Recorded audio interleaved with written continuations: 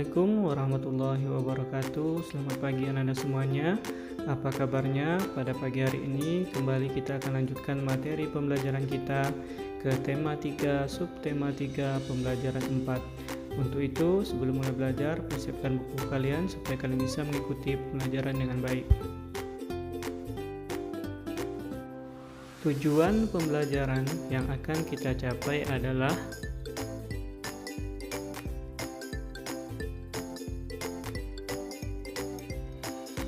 pada pembelajaran sebelumnya, kamu telah belajar tentang penemuan lampu lalu lintas. Apa manfaat dari penemuannya dan apa yang harus kita lakukan untuk mematuhi rambu-rambu tersebut? Simaklah teks berikut ini. Temukan kosakata non-baku dan kalimat tidak efektif dalam teks tersebut. Rambu lalu lintas. Kita semua pasti sudah mengenal lampu lalu lintas.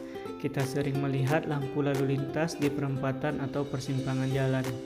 Lampu lalu lintas terdiri dari 3 warna, yaitu merah, kuning, dan hijau. Tahukah kamu siapa yang nemuin lampu lalu lintas?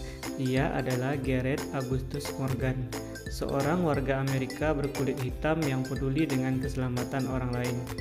Morgan terpanggil untuk menciptakan sistem lampu lalu lintas setelah melihat terjadi kecelakaan antara mobil dengan kereta kuda. Ia enggak ingin kejadian itu terus berulang. Hingga saat ini, penemuan Morgan sangat bermanfaat untuk mengatur lalu lintas dan menyelamatkan pengguna jalan dari kecelakaan.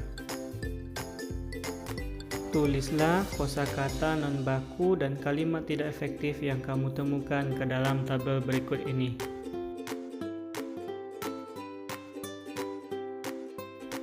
Kosakata baku adalah kosakata yang penulisannya telah sesuai dengan pedoman umum ejaan bahasa Indonesia. Sebaliknya, kosakata non-baku adalah kosakata yang penulisannya tidak sesuai dengan pedoman umum ejaan bahasa Indonesia.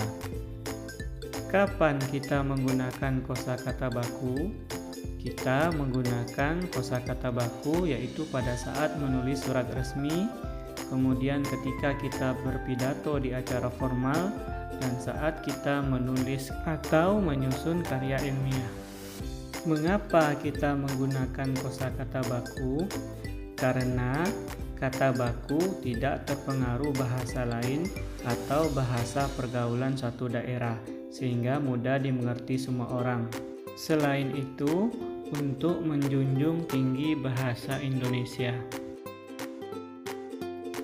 Anak-anak hebat, kamu telah mengetahui bahwa lampu lalu lintas ditemukan untuk menciptakan keamanan dan kenyamanan bagi pengguna jalan. Selain lampu lalu lintas, masih banyak lagi rambu-rambu lainnya yang mempunyai tujuan masing-masing. Setiap warga negara mempunyai kewajiban untuk mematuhi rambu-rambu lalu lintas tersebut agar hak orang lain untuk mendapatkan keamanan dan kenyamanan terjamin. Berikut ini adalah beberapa contoh sikap warga yang sudah melaksanakan dan yang tidak melaksanakan kewajibannya di jalan raya. Yang pertama adalah contoh sikap yang sudah melaksanakan kewajibannya dengan baik. Yang pertama, memiliki surat-surat yang lengkap seperti SIM dan STNK. Kemudian, memakai helm atau sabuk pengaman saat berkendara. Yang ketiga, berkendara dengan kecepatan normal atau tidak boleh ngebut. Kemudian berkendara pada lajur jalan yang telah ditentukan. Setelah itu, mengikuti rambu lampu lalu lintas. Berikutnya, contoh sikap yang tidak melaksanakan kewajiban. Yang pertama, berkendara tanpa menggunakan helm atau sabuk pengaman. Yang kedua, belum memiliki surat-surat yang lengkap seperti SIM atau STNK. Kemudian berkendara melawan arah. Setelah itu, berkendara dengan kecepatan sangat tinggi. Kemudian tidak mau berhenti ketika lampu sedang merah. Kemudian, akibat jika kita tidak melaksanakan kewajiban di jalan raya, yang pertama dapat ditilang polisi, kemudian membahayakan diri sendiri dan orang lain. bisa mengakibatkan kecelakaan, mengakibatkan luka bahkan korban jiwa, bisa mengalami kerugian akibat kendaraan yang rusak. Ketika seseorang tidak melaksanakan kewajibannya di jalan raya, apakah hal tersebut dapat mengganggu hak orang lain? Ya, karena jalan umum digunakan banyak orang. Setiap orang berhak mendapatkan keselamatan di jalan raya.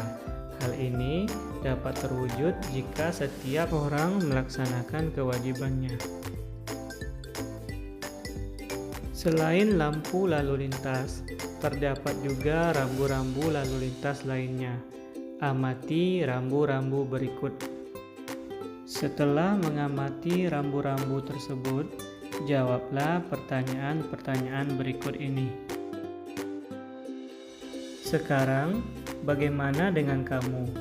Apakah kamu sudah melaksanakan hak dan kewajibanmu dengan tanggung jawab saat di jalan raya? Ayo ceritakan. Tulis ceritamu dengan lengkap, kemudian kirimkan kepada gurumu masing-masing. Cukup sekian pembelajaran kita hari ini, semoga bermanfaat, dan Bapak akhiri dengan Assalamualaikum warahmatullahi wabarakatuh.